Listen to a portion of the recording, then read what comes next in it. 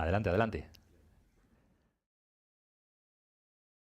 Hay una foto que se ha hecho famosa y que podéis ver a continuación en las pantallas. Se titula Obreros almorzando. Y claro, no sería algo especial ver unos cuantos obreros almorzando si no fuese porque están en esa altura, ¿no? En esa viga sentados.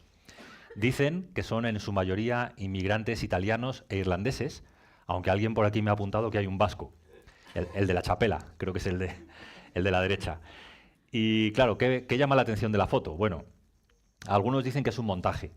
No que haya un truco fotográfico, sino que en realidad debajo de la viga está la planta del suelo ya terminada. Por tanto, si se caen, no hay una caída al vacío como parece, sino que hay un forjado debajo. Otros dicen que no, que la foto es verosímil y que en esas condiciones tan inseguras y tan precarias trabajaron muchos inmigrantes en la construcción del edificio Rockefeller. Están en ese momento en la planta 69. Y desde luego, sea un montaje o no, no hace falta mucha luz para darnos cuenta de que las medidas de seguridad en el trabajo no eran muy grandes, ¿no? No vemos por ahí cuerdas, ni arneses, ni cascos. Aunque si te caes de un piso 69, creo que un casco no te va a servir de mucho, ¿no? Pero ahí vemos a esta gente, a estos trabajadores, que decían unos a otros, se decían, el trabajo está muy bien pagado si estás dispuesto a morir cada día, ¿no? Podemos imaginarnos la cantidad de obreros que murieron en la construcción de un edificio como este, y no solo en este, sino en muchos grandes proyectos de construcciones, ¿no? De megaconstrucciones. Ahora, Dios sabe que nosotros, sus hijos, enfrentamos muchos peligros. Estamos en medio de una batalla, vivimos en medio de una batalla espiritual. Y no nos ha dejado sin recursos, no nos ha dejado sin medidas de seguridad, no nos ha dejado desamparados ni abandonados a nuestra suerte, sino que nos ha provisto para nosotros todo lo necesario para que podamos enfrentar nuestra batalla cada día bien seguros. Nos ha dado lo que el apóstol Pablo llama en el capítulo 6 de la carta a los Efesios, la armadura de Dios. Y sería triste, o es triste, tener que enfrentar un peligro sin medidas de seguridad. Pero es temerario, es loco, enfrentar un peligro sin hacer uso de las medidas de seguridad que Dios nos ha dado. Así que vamos a continuar hoy con esa armadura considerando otras 3 piezas que son el calzado, el escudo y el yelmo. Vamos a leer en el capítulo 6 de Efesios, versículos 15 a 17. Dice, y calzados los pies con el apresto del Evangelio de la paz. Sobre todo, tomad el escudo de la fe, con que podáis apagar todos los dardos de fuego del maligno. Y tomad el yelmo de la salvación. Y lo vamos a dejar ahí. Para la semana que viene consideraremos la espada del Espíritu, que es la palabra de Dios, y la oración. Ahora, tenemos que tener en cuenta un par de detalles acerca de estas piezas. Si no habéis venido antes, lo tengo que recordar. Estamos considerando una armadura cuya finalidad o propósito, básicamente, es defensivo, no ofensivo. Se trata de que, como dice el apóstol Pablo en el versículo 11, podamos estar firmes, aguantar los ataques del enemigo. Y en el versículo 13, para que podamos resistir en el día malo. Por tanto, la vocación de toda esta panoplia es que podamos aguantar las embestidas y el furor de nuestro enemigo, ¿no? Estando firmes. Ahora, vamos a considerar cómo no todos estos elementos, no todas estas piezas de la armadura se pueden considerar solo desde esa perspectiva defensiva. Hoy se lo decía a mi esposa y me decía, claro, nadie va a la guerra a hacer amigos. Es decir, te tienes que defender, pero también hay que atacar, ¿no? Entonces vamos a considerar hoy cómo algunos de estos elementos tienen también una función ofensiva y lo vamos a ver claramente. Ahora, otro elemento, otra cuestión importante o conexión importante. Veíamos en el contexto que ser lleno del Espíritu, que es el corazón de esta sección, a lo que el apóstol Pablo nos está llamando, tiene varias consecuencias. Cuando somos llenos del Espíritu, varias consecuencias se dan en nuestra vida. Una de ellas es que voluntariamente asumimos y participamos de esta batalla, de esta lucha, que consiste en resistir al diablo. Porque ser lleno del Espíritu implica someternos a la voluntad de Dios por su Espíritu. Y esto implica necesariamente resistir al diablo y su voluntad. Son amigos incompatibles, ¿verdad? No sé si alguna vez has tenido amigos que no se llevan bien y tienes que elegir o uno u otro. Pues en este caso es lo mismo, ¿no? Hay una enemistad ancestral, ¿no? Y no se puede compatibilizar. Vamos a considerar entonces el calzado. ¿Qué dice el apóstol sobre el calzado? Dice: calzados los pies con el apresto del Evangelio de la paz. Y de todas las partes de la armadura, para mí, para mi estudio personal y mi interpretación de esto, la más difícil de entender es el calzado. ¿Cómo el calzado puede tener algo que ver con una armadura? ¿Cómo puede tener algo defensivo? Y más si pensamos en unas sandalias, como las que llevaban los romanos en el primer siglo. Ahí veis la foto. ¿Cómo puede tener esto una función defensiva con los dedos al aire? Que te dan un hachazo ahí y te vuelves a casa. Es una situación que... ¿Cómo entendemos esto? ¿Qué pensáis? ¿Para correr? Muy bien, muy bien. ¿En qué basas esa idea? ¿Mm? Entonces no sería tanto una función defensiva, sino práctica a otro nivel, ¿no? De difusión del Evangelio. Y esto es muy interesante, esta interpretación, y me ha costado verlo, pero creo que es lo que el pasaje nos enseña. El texto que pudo servir de inspiración a Pablo, al hablar de esta parte de la armadura o de los recursos que Dios nos ha dado, es Isaías capítulo 52, versículo 7. Vamos a mirarlo un momento. Isaías 52, 7 dice: cuán hermosos son sobre los montes los pies del que trae alegres nuevas, del que anuncia la paz, del que trae nuevas del bien, del que publica salvación, del que dice a Sión: tu Dios reina. Y si os fijáis, hay una conexión entre lo que Pablo está diciendo, ese calzado, como dice en Efesios, dice calzado los pies con el apresto del Evangelio de la paz, o con una actitud diligente por comunicar ese Evangelio, y estos que van por los montes y que van por todo lugar y que sus pies, en ese sentido metafórico, llevan el Evangelio a todas partes. Entonces es posible que Pablo estuviese pensando en esa línea, ¿no? El calzado adecuado para extender el Evangelio. Ahora, aquí es donde los recursos históricos no son útiles. Si vuelves a poner la imagen, hay un comentario de Josefo, el historiador judío que trabajaba para los romanos, que dice que el calzado de los soldados romanos fue revolucionario. En la suela pusieron unos clavos, podéis verlo ahí, que permitía caminar con rapidez y seguridad sobre todo tipo de terrenos, inclinados, planos, de todo tipo. Les permitía avanzar mucho más deprisa y en muchas ocasiones coger a sus enemigos desprevenidos, ¿no? Llegaban a los sitios mucho antes. Por tanto, este calzado, que fue una innovación, fue muy eficaz para que pudiesen hacer la guerra y conquistar mucho más territorio, ¿no? Ahora, ¿cómo trasladamos esto a nuestro texto y nuestra aplicación personal, ¿no? Os propongo lo siguiente. Vamos a Lucas, al Evangelio de Lucas, capítulo 10. No lo vamos a leer entero, pero nos dice el versículo 1: después de estas cosas, designó el Señor también a otros 70, a quienes envió de dos en dos delante de él a toda ciudad y lugar a donde habían de ir. Y en el versículo 9 vemos cuál era la misión, ¿no? Decía: sanad a los enfermos que en ella haya y decidles: se ha acercado a vosotros el reino de Dios. Es decir, ¿os acordáis de Isaías? Qué hermosos son los pies de los que anuncian salvación. Estas personas, estos 70, enviados de dos en dos, tenían que ir por todas partes anunciando que el reino había llegado, que la salvación en la persona de Cristo estaba en medio de ellos. Esa era su misión. Y además les fue dado el poder y la capacidad de sanar a los enfermos. Eso está también en el texto. Ahora, esta es la parte que me parece interesante. Vamos al versículo 18 de este mismo capítulo, cuando vuelven los 70 de su misión y hablan con Jesús y le cuentan lo que ha pasado. Mirad lo que dice Jesús. Les dijo: yo veía a Satanás caer del cielo como un rayo. ¿Veis la conexión de ideas? Es decir, es por la predicación del Evangelio, es por la extensión del Evangelio, que es el reino del Señor Jesucristo, que el reino de las tinieblas retrocede, que Satanás es derrotado. Porque Satanás no es derrotado ni vencido por ningún poder humano, sino por el poder del Señor Jesucristo y por las buenas noticias de salvación que hay en Él y en su cruz.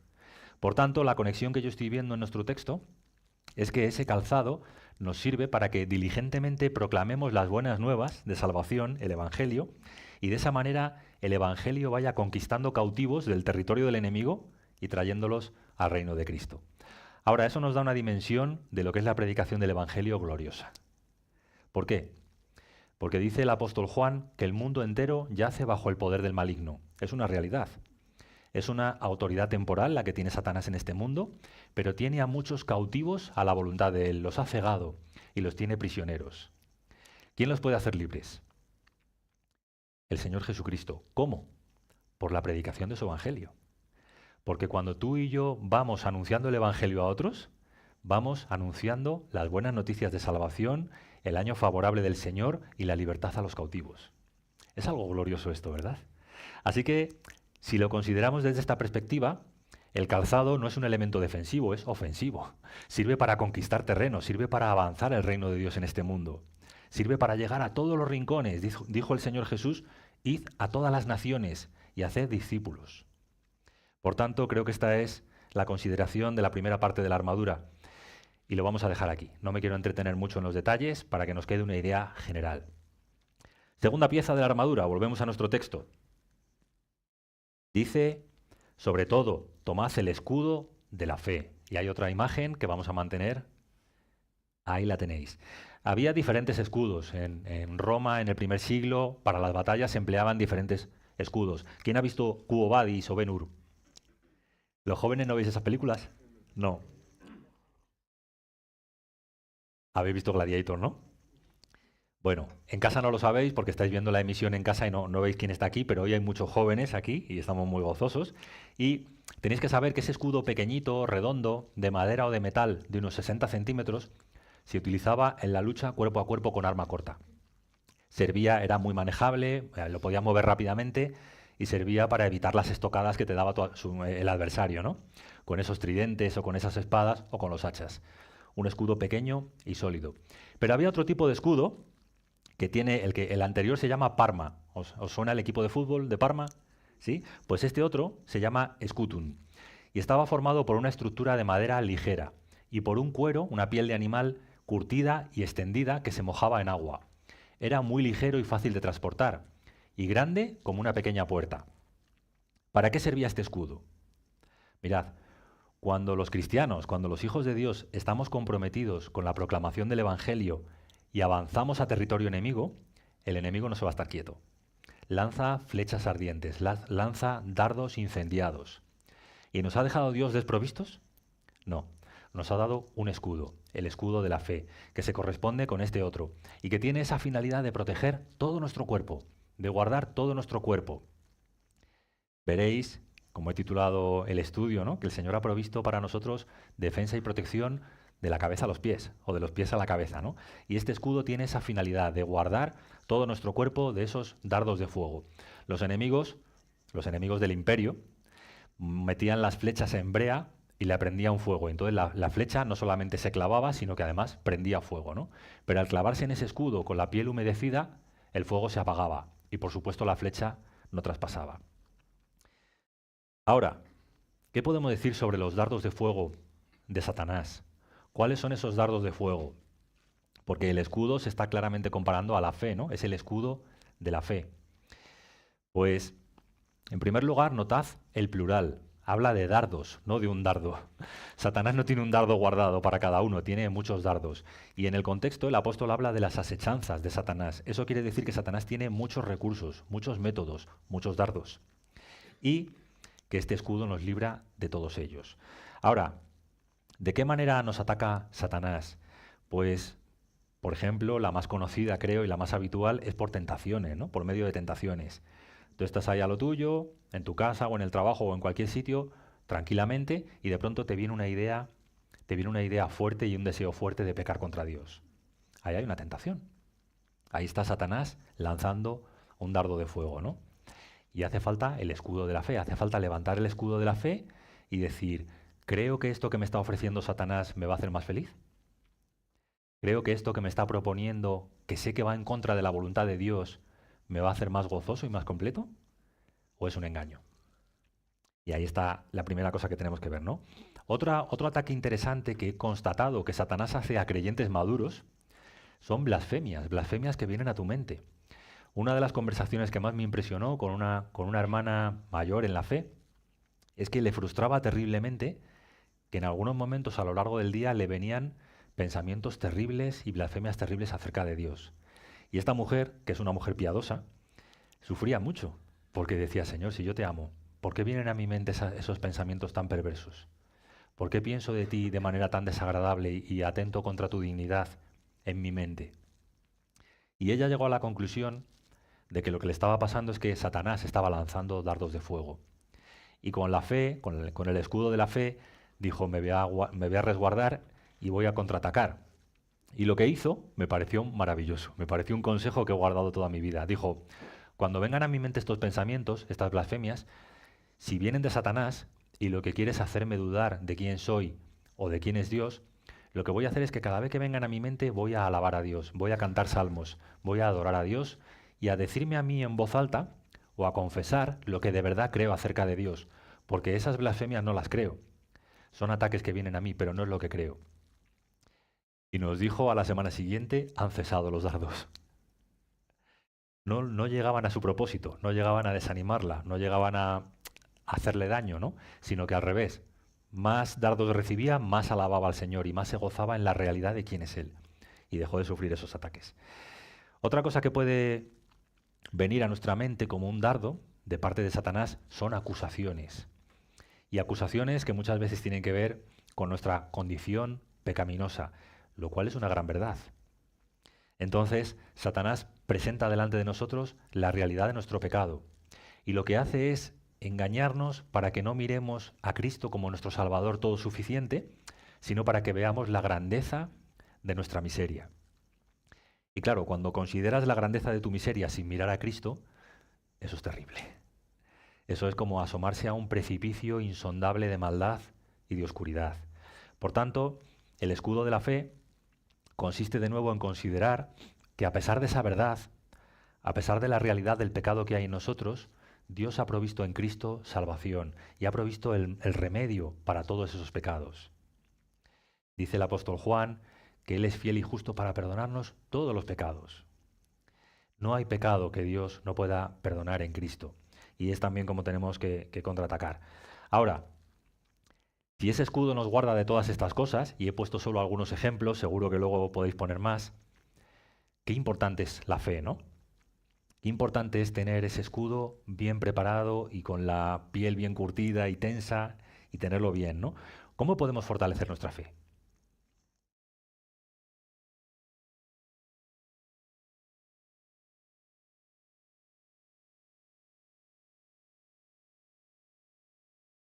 La oración, la palabra. ¿Mm? Yo creo que has dicho los principales. Mirad, la fe, la fe es un don de Dios, ¿no?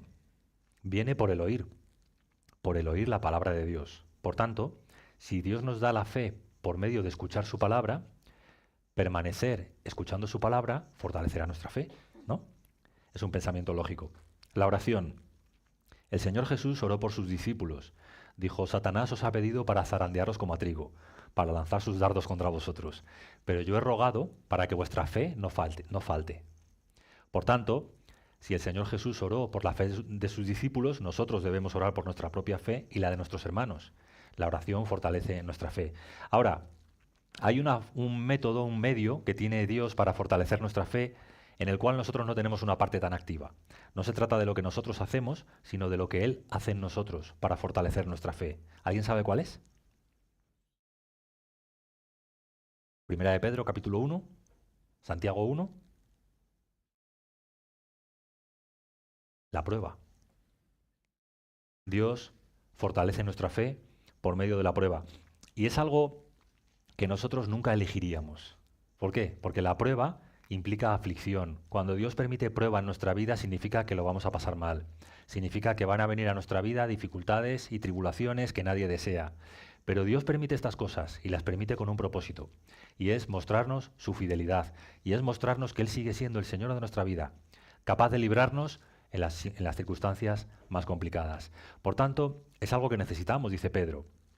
Que la prueba de nuestra fe, que es más preciosa que el oro, sea probada y sea llevada a un desarrollo y a una fortaleza, que lleguemos a echar raíces y una confianza plena en el Señor. Es muy fácil decir creo en Dios y confío en Él cuando todo te va muy bien, ¿verdad? Pero cuando estás en el hospital con un cáncer terminal, ahora ahí ves una obra de parte del Señor que depura la fe, que purifica la fe, que la hace más fuerte. Y en ninguno de sus hijos esa fe se quiebra y se rompe, al contrario. Crece y se desarrolla hasta alcanzar su máxima expresión, hasta que sea hallada en alabanza y gloria cuando el Señor vuelva o cuando nosotros vayamos a Él. Y sobre el escudo voy a decir una cosa más, solamente una cosa más. Tiene que ver con la protección grupal. Hay otra imagen que los que habéis leído cómics de Asterix, pues os sonará, ¿no? Pero esto es real, esto es algo real. ¿Sabéis? Mirad, no podemos dar fe a otra persona, nadie puede dar fe a otra persona, porque la fe es un don de Dios. Lo que sí pueden hacer las personas y debemos hacer es pedir a Dios que nos dé fe. Pero tú no puedes impartir o transferir tu fe a otra persona. Si esa persona no cree, tiene que ser Dios quien obre en ella. Ahora, sí podemos ayudar y sí podemos cubrir con nuestra fe a aquel que tiene una fe como la nuestra, pero está debilitado. ¿Cómo? Pues ahí lo tenéis. En medio de la comunidad, en medio de la congregación, en medio de esa comunión que has mencionado como uno de los medios de gracia que Dios nos ha dado, la fe de los fuertes soporta, cubre, protege a los más débiles. Y sucede lo siguiente, cuando estamos en angustia, cuando estamos pasando un momento de debilidad y de depresión, lo que menos nos apetece es ir a la iglesia. Es lo que menos nos apetece, pero es lo que más necesitamos, porque son nuestros hermanos que están en una situación, por la gracia de Dios, un poco mejor, los que nos van a sostener. Y su testimonio y el saber que ellos también han pasado por situaciones difíciles o que están pasando, pero confían en que el Señor los está sosteniendo, nos infunde ánimo, nos da gracia de parte del Señor, nos fortalece. Y hoy puede que sea yo el que tiene el escudo un poco deteriorado, mañana puede que seas tú, pero esto implica que el Señor da gracia por medio de su pueblo y que podemos unos, juntamente con otros, sostener nuestra fe. Dice el apóstol Pablo escribiendo a los tesalonicenses que sostengamos a los de débil ánimo, a los de poca fe. Tenemos que sostenerlos, cubrirnos unos a otros con estos escudos. Ahora, sobre el tema del escudo, solo voy a decir una cosa más. Cuidado con la tentación de pensar que es la medida de nuestra fe o la capacidad de creer lo que nos salva de los dardos del enemigo. ¿Por qué? Porque mucha gente piensa que la fe es algo mágico. Entonces, si tú tienes la capacidad de creer, estás a salvo. Pero no es la capacidad de creer lo que nos salva. La fe es el medio, pero quien nos salva de los dardos es el Señor. ¿Veis la diferencia? Claro que necesitamos creer que el Señor nos guarda, pero no es la fortaleza de nuestra fe, no es la dimensión de nuestra fe lo que nos garantiza la seguridad. De hecho, el Señor Jesús dijo, si tuvieseis fe como un grano de mostaza, con un poquito de fe, con una pizca de fe puesta en la persona adecuada, que es Él, estamos seguros, estamos a salvo.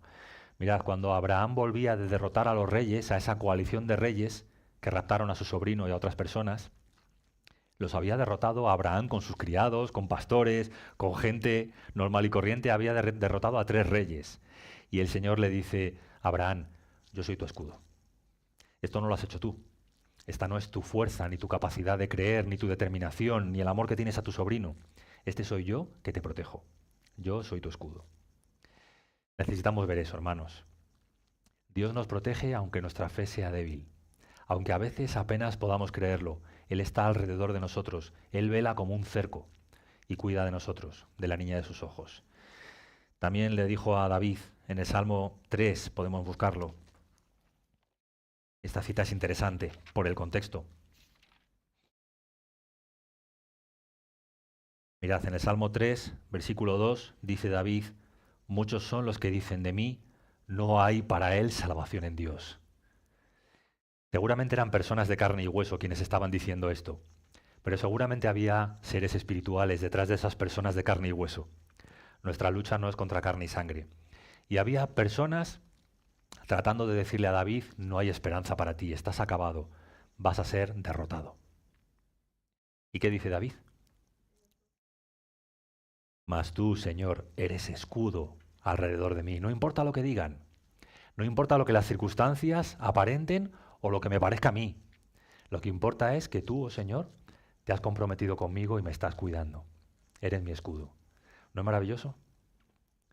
Es maravilloso saber que estamos a salvo no por nuestra capacidad de creer, sino por el amor que nos tiene Dios, por la gracia y el favor que nos ha mostrado en Cristo, porque se ha comprometido para terminar la obra que ha completado en nosotros. Es una cosa tremenda. Y vamos finalmente con el yelmo. Volvemos a nuestro texto.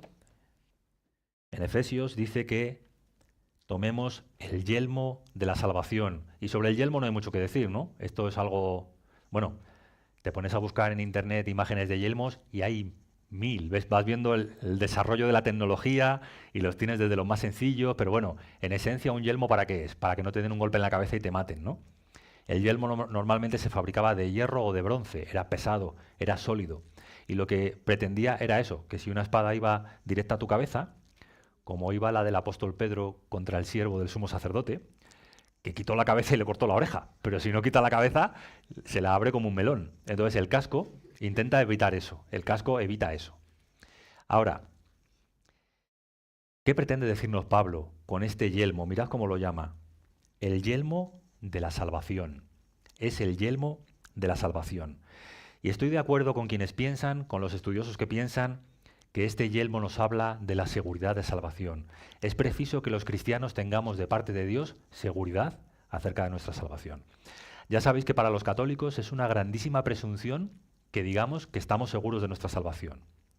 Y es lógico que lo vean así, porque como ellos piensan que la salvación es una mezcla de la fe con sus obras, ¿quién va a estar seguro de que es salvo si todavía no ha hecho las obras adecuadas?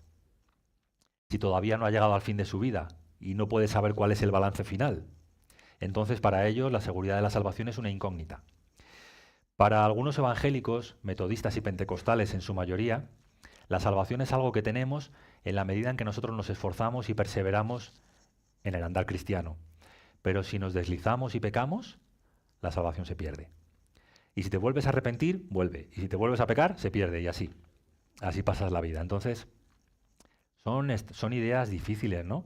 Son ideas extrañas, porque nos está diciendo Pablo que parte de la armadura, parte de los recursos que Dios nos ha dado para nuestra protección, consisten en estar seguros, asegurados en la realidad y en el hecho de que la salvación es de Dios y es firme, que no se pierde, que no va y viene, que el que ha sido salvado, ha sido salvado.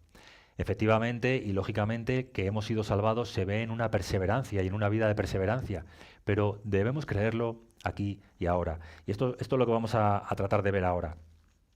¿Hay en las Escrituras base suficiente, base bíblica, argumentos para poder afirmar que la salvación es firme? ¿Y que podemos decir que somos salvos aquí y ahora? La hay, ¿verdad? Y la clave de este tema es la siguiente, ya lo he mencionado antes. Si la salvación es el resultado de nuestras obras, aunque sea en parte, nunca estaremos seguros.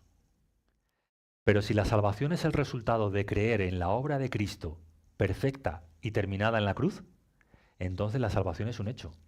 Y podemos hacerla nuestra aquí y ahora. ¿Por qué? Porque la perfecta obra de Cristo ya ha sido terminada. ¿Os acordáis de sus palabras en la cruz? Consumado es. Está acabada la obra. La salvación, las puertas de la salvación están abiertas. ¿Para quién? ¿Para el que obra? Para el que cree. La justicia de Dios es por la fe, es para el que cree. Por tanto, el que cree en la justicia de Dios por medio de Cristo puede y debe tener seguridad de salvación ahora.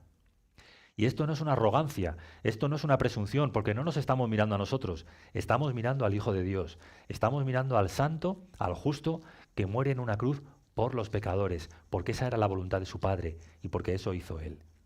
Por tanto, la seguridad de salvación se basa en Cristo, no en nosotros. No puede haber, por tanto, ninguna presunción en nosotros, ni la debe haber, ¿no?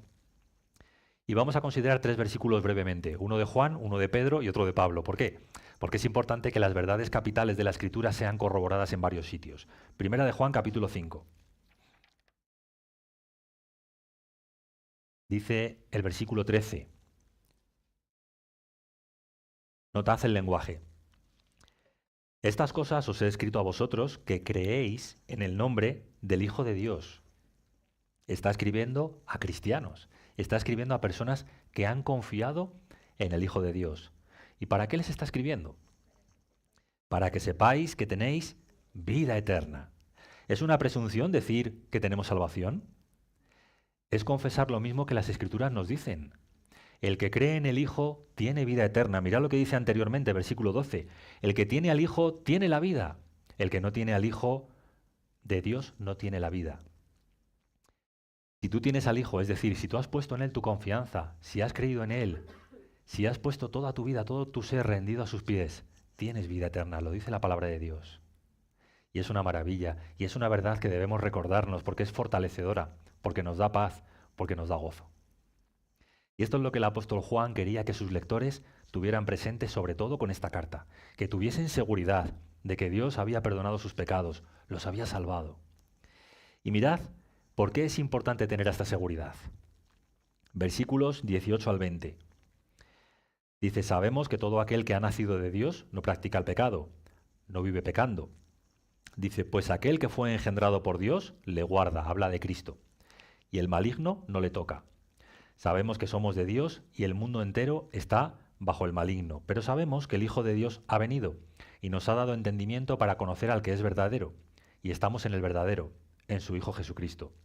Este es el verdadero Dios y la vida eterna. Es decir, creer que por la fe en Jesucristo tenemos vida eterna es creer que ya no somos del diablo, que no estamos bajo su poder, que le pertenecemos a otro y que estamos seguros.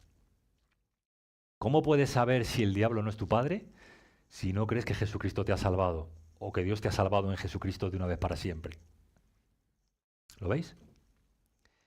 Vamos a Primera de Pedro, unas páginas antes, capítulo 1 también, y dice en los versículos 7 al 9 que nuestra fe tiene que ser sometida a prueba para que sea hallada en alabanza, y fijaos que está hablando de la fe, ¿vale? Que ya hemos hablado antes que tiene que ser probada. ¿Para qué? Dice, para que a este Jesucristo a quien amáis sin haberle visto, y en quien creyendo, aunque ahora no lo veáis, os alegréis con gozo inefable, obteniendo el fin de vuestra fe, que es la salvación de vuestras almas. Es decir, por la fe podemos creer que Cristo ha venido a salvarnos. Por la fe podemos amarle. Por la fe podemos tener seguridad de que hay una salvación para nuestras almas por causa de Cristo. Y alguien puede decir, bueno, pero eso es si superas las pruebas. Eso lo podrás decir un día si superas todas las pruebas que van a venir en tu vida, ¿no? Vamos a los versículos 4 y 5. Dice que hemos sido, a nosotros a los cristianos nos aguarda una herencia incorruptible, incontaminada y que no se puede marchitar. Esto significa inmarcesible, que está reservada en los cielos para nosotros, está guardada. Esa herencia está guardada para nosotros. Y dice, y tú puedes decir, ¿la llegaré a recibir? ¿Llegaré a alcanzar esa herencia que Dios tiene guardada para mí? Si has creído en Cristo, llegarás a ella. ¿Sabes por qué? Versículo 5, porque sois guardados por el poder de Dios mediante la fe. Porque te ha sido dado un escudo, porque te ha sido dado un yelmo, porque te ha sido dada una coraza, porque te ha sido dado todo lo necesario para que puedas atravesar toda esta vida de dificultades y de ataques y llegues seguro a tu destino. Es maravilloso. Es maravilloso ver en las Escrituras que hay seguridad de salvación para los que han confiado en Cristo y que esa seguridad es nuestra fortaleza, nuestro gozo y nuestra paz. No se puede vivir la vida cristiana sin esa seguridad. Y vamos a despedirnos con Efesios, ya que estamos en Efesios, ¿no? Vamos a ver uno de Pablo, Efesios capítulo 2. Os pido que notéis cómo los tres, Juan, Pedro, Pablo, están de acuerdo en esto. Es decir, hay una certeza, hay una seguridad para los que han creído en Cristo. No una probabilidad, ya veremos. No, una seguridad. Hay salvación. Dice Efesios 2.8, dice, este texto lo sabéis todos, ¿no? Lo deberíamos saber todos. Dice, porque por gracia sois salvos, por medio de la fe. Y esto, no de vosotros, pues es don de Dios. Mirad unos cuantos detalles aquí. ¿Habéis notado el sois? ¿Qué quiere decir sois? Es un hecho. La Biblia de las Américas dice habéis sido. Por gracia habéis sido salvados. Sois salvados, estamos siendo salvados. Pero no dice seréis. Es un hecho ya. ¿Y cómo hemos sido salvados? ¿Por nuestras obras? Por la fe. Y la fe ha sido una gracia de Dios que nos la ha concedido. Y dice después que esto ha sido no por obras, porque somos hechura suya, etc. Pero el punto que quiero ilustrar es ese. La salvación es un hecho, es una realidad consumada en todos aquellos que han puesto su confianza, su fe en el Señor Jesucristo y en su obra en la cruz. Y esto es algo importantísimo. Yo creo que no se puede vivir la vida cristiana sin creer esto. ¿Por qué? Porque el que no tiene seguridad de su salvación tiene un espíritu de esclavo. Está tratando de agradar a su amo y de complacerle para ver si al final su amo le da una buena paga. Y es lo que los religiosos tratan de hacer. Viven por el temor sujetos a una servidumbre, procurando agradar a Dios con un temor y con un deseo de autojustificarnos. Es decir, el que no tiene seguridad de salvación la está tratando de ganar por sus esfuerzos, por sus méritos. Y déjame decirte, porque es el testimonio de las Escrituras, que tratar de ganar la salvación por tus esfuerzos, por tus méritos, es despreciar el mérito de Cristo Jesús. Y es el camino seguro al fracaso. Nadie puede ser salvo por sus obras. Maldito todo el que confía en las obras de la ley, dice el apóstol, ¿no? El que pone su confianza en su capacidad de agradar a Dios, porque no podemos. Solo hay uno que ha podido agradar a Dios, y ese nos ofrece salvación por la fe, y es el Señor Jesucristo. Ahora, el espíritu que tenemos nosotros, que hemos recibido, es el espíritu de hijos, de aquellos que por haber creído en Cristo se pueden dirigir a Dios como Padre. Y sabéis, los hijos, aunque seamos un desastre, tenemos una seguridad, y es que heredaremos a nuestros padres. Heredaremos de nuestros padres, porque somos los hijos. Nuestros padres no van a dejar la herencia a extraños, aunque creo que hoy en día hay mecanismos legales para desheredar a tus hijos, ¿no? Pero Dios no va a desheredar a ningún hijo suyo. Dios nos ha prometido su reino y nos ha prometido estar con nosotros para siempre. Y esta es la esencia de la vida cristiana. No vivimos los cristianos de cierta manera para alcanzar algo.